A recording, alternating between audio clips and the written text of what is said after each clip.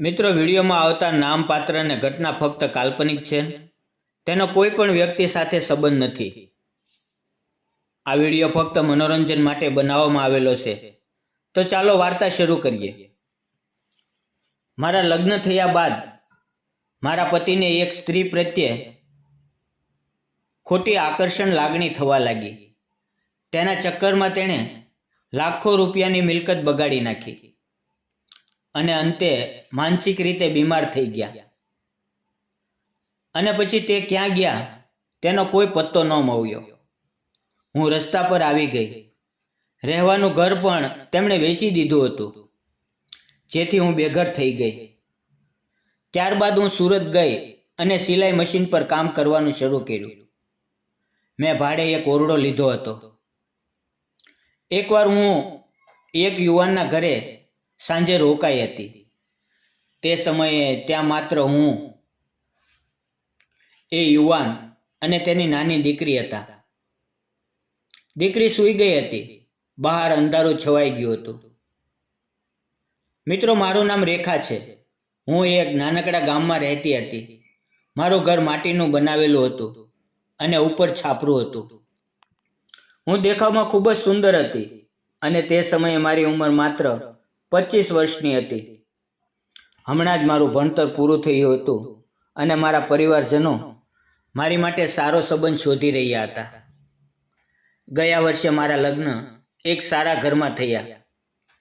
મારા સાસરિયાના ઘરના બધા લોકો બહુ ધનિક હતા, પણ જે યુવાન સાથે મારા લગ્ન થયા હતા તેના માતા પિતા બાળપણમાં જ અવસાન પામ્યા હતા.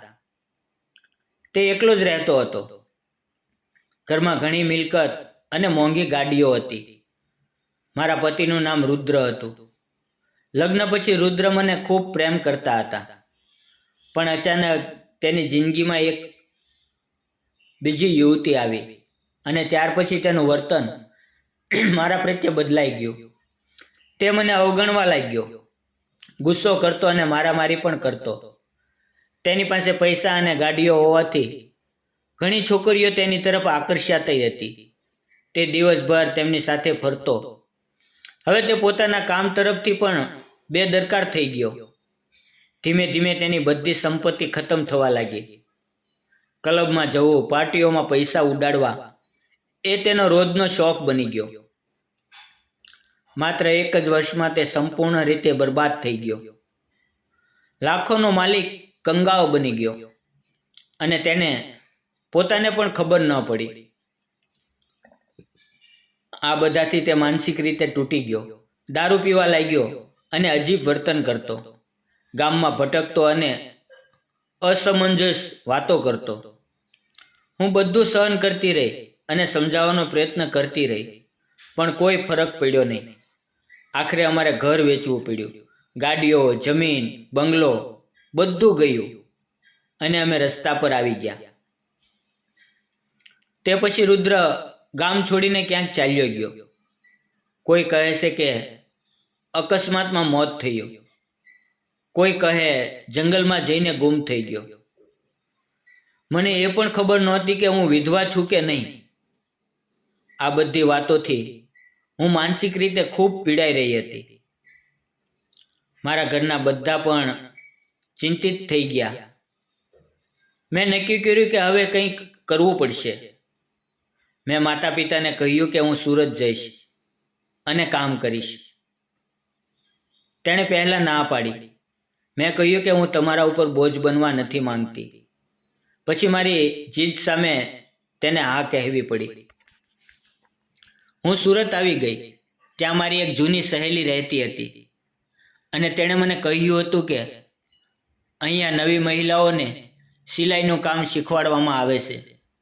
હું ત્યાં ગઈ અને મેં મારી બધી વાત જણાવી અને પછી તેણે મને કામ અપાવ્યું.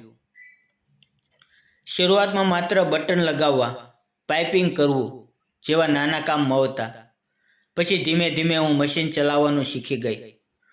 થોડા મહિનામાં જ હું બ્લાઉઝ, જમ્પર, ચૂડીદાર, નાની બાળકીઓના કપડાં આવું બધું બનાવવા લાગી.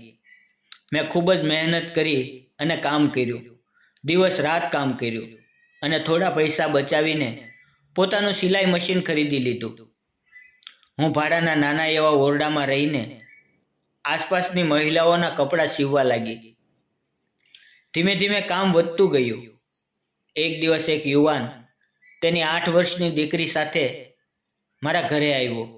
તેણે કહ્યું, મારી દીકરી માટે નાનું ફ્રોક સીવડાવવું છે. તેની દીકરીનું નામ વિદ્યા હતું. વાતચીત દરમિયાન તેને ખબર પડી કે હું વિધવા છું. તેણે પણ કહ્યું કે તેની પત્ની લગ્ન પહેલાં જ અન્ય સાથે સંબંધમાં હતી અને એક દિવસ તે દીકરીને છોડીને જતી રહી. આ સાંભળીને મને ખૂબ દુઃખ થયું. મેં દીકરીને કેડબરી આપી અને કહ્યું કે દીકરા, તારું ફ્રોક 3 દિવસમાં તૈયાર થઈ જશે. તે ખૂબ જ ખુશ થઈ ગઈ અને કહેવા લાગી કે આંટી, એવું ફ્રોક બનાવજો કે સ્કૂલમાં કોઈએ પહેર્યું ના હોય. પછી તે જતા રહ્યા. ત્રીજે દિવસે તે આવ્યા. ફ્રોક જોઈને તે ખુશ થઈ ગઈ. મેં દીકરીને પહેરાવ્યું અને તેના પપ્પાને બતાવ્યું. તેમની આંખોમાં આંસુ આવી ગયા.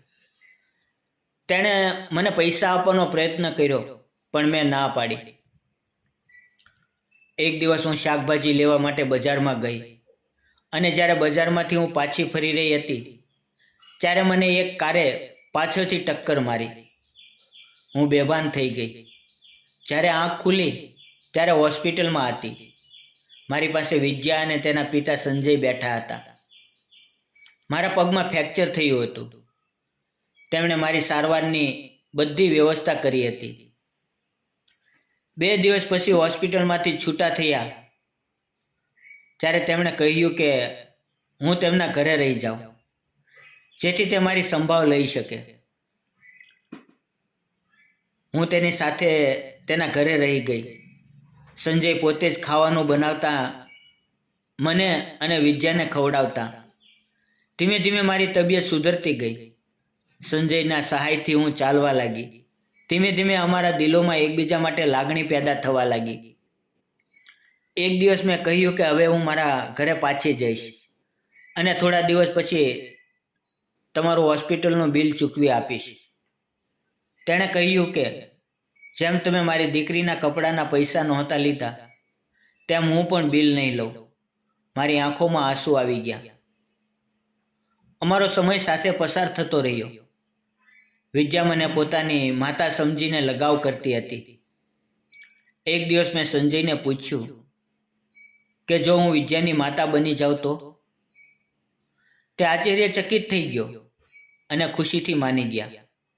અમે જીવન સાથે ગાવાનો નિર્ણય કર્યો. મેં મારા ભાડાનો ઓરડો ખાલી કર્યો અને સિલાઈ મશીન લઈને સંજયના ઘરે આવી ગઈ. હવે અમે બંને કામ કરીએ છીએ અને વિદ્યા સાથે સુખી જીવન જીવીએ છીએ. હું વિદ્યાને માતાનો પ્રેમ આપું છું અને સંજય મને જીવન સાથીનો સ્નેહ આપે છે. અમે ત્રણેય સાથે ખૂબ ખુશ છીએ. મિત્રો, આ મારી નાની એવી કહાની તમને કેવી લાગી? જો ગમી હોય તો ચેનલને લાઈક, શેર અને સબસ્ક્રાઈબ કરવાનું ભૂલશો નહીં. ફરી મળશું આવતીકાલે એક નવી વાર્તા સાથે. ત્યાં સુધી આવજો. ધન્યવાદ.